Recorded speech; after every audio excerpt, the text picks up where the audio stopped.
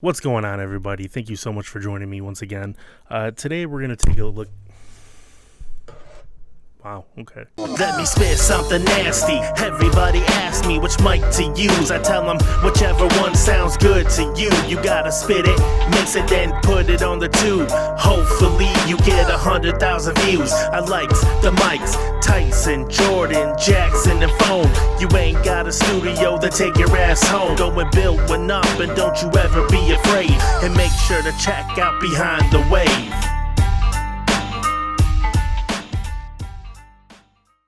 What's going on, everybody? Thank you so much for joining me once again. Today we're going to take a look at this guy, the Focusrite Scarlett 2i2 3rd Gen. And right now I have my microphone plugged into the Behringer interface that I have. Hold on. Okay, much better. So like I said, I have the microphone right now plugged into the Behringer interface right now, so that I can just kind of show this guy off to you like that. That's what you get. Like that. Now, inside the box, you obviously get the device. You get the USB-C to USB-A cable, and then you also get some nice documentation that nobody reads. So there's that. So if you look at the front of the device, you have two inputs right here, and these are called combo inputs. You can use either XLR cables or 1/4-inch cables for instruments. It's got the gain switches, the volume switch right here, so that if you have monitors plugged in back here, you can control the volume of them. It's got the direct headphone input. This will require a 1/4-inch adapter. If your headphones are a 3.5 millimeter jack, you'll have to get an adapter for it. And then right here it has the 48 volts of phantom power switch, the direct monitors, so you can turn on and off the direct monitoring. And then it has another switch right here to the side of each of the inputs called air. And we're going to talk about that once I plug this guy in. And the really cool thing about this guy is, unlike the previous generations, it now has the USB Type-C output, so that's pretty neat. Okay, so I'm going to go ahead and plug this guy in, plug the microphone in, and I'll let you hear how it sounds. So I'm back and I have the microphone plugged into the 2i2, and we can pretty much just get rid of it. I'm not going to throw it. So right now I don't have that air button pressed. I have the gain switch set right at about noon, and hopefully you can hear the difference between this and the Behringer. Like I said, this one costs about, I think it was $169 that I got it for at Guitar Center, somewhere around there. I'm sure you can probably find it cheaper if you look online. And it is worth mentioning that when I picked this guy up, I did upgrade my XLR cable, sorry if there's any microphone noise, to a Mogami Gold. So now I'm going to go ahead and turn on the air button and let you hear how that sounds. Okay, so the air button is activated, and they said in their documentation that when you would enable that it's modeled after one of their earlier preamps. I forget the name of it. I'll put it in the little thing right here. But basically what it does is it boosts the mids and the top end a little bit, and it gives you, I guess, a more classic sound or whatever that preamp is that they're trying to model it after. Me personally, I would never use this, but it's there if you want it. It's on both inputs, and it's kind of neat that they included that. Okay, so here's the question. Should you pick this guy up? If it was me, yes. I love the sound of the Focusrite interfaces. I think they sound great for the price.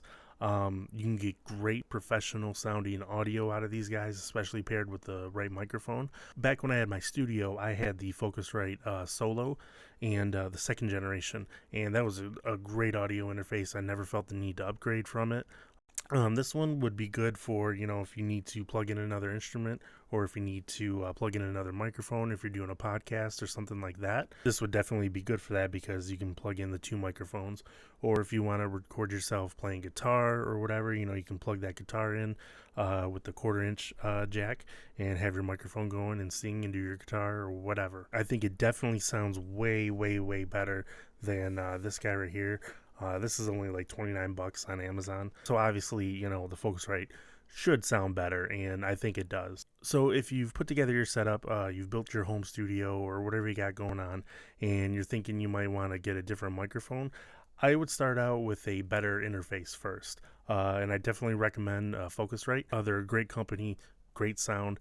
I would recommend going and getting one of their interfaces and plugging your microphone in and seeing how that sounds, and then going from there. I would definitely upgrade the interface first before I upgrade my microphone, especially if you got something like a $20, $30, $40 interface or something like that.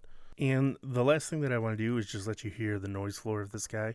So what I'm going to do is I'm going to leave the gain here set at about 12 o'clock, and I'm not going to talk, and I'm just going to let you hear the noise floor, and then I'll turn it up to about 3 o'clock, and then I'll turn it all the way up to 6 o'clock, which is where it maxes out at, and let you hear that. So here it is right at noon.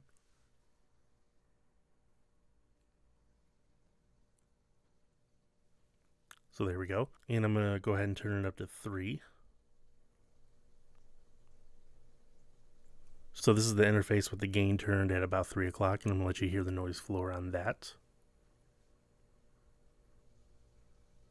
Okay, so now I'm going to go ahead and max it out right at about 6 o'clock. I'm not going to speak into it because that's going to be way too loud, but I'm going to let you hear the noise floor on that.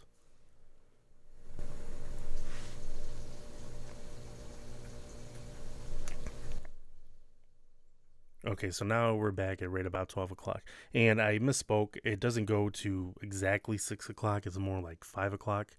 And if you don't know what I'm talking about as far as, 12 o'clock, 3 o'clock, all that stuff, if you think about a clock, so if I have the gain, if you see the top little thing right there, it's pointing straight up. So it's at about noon.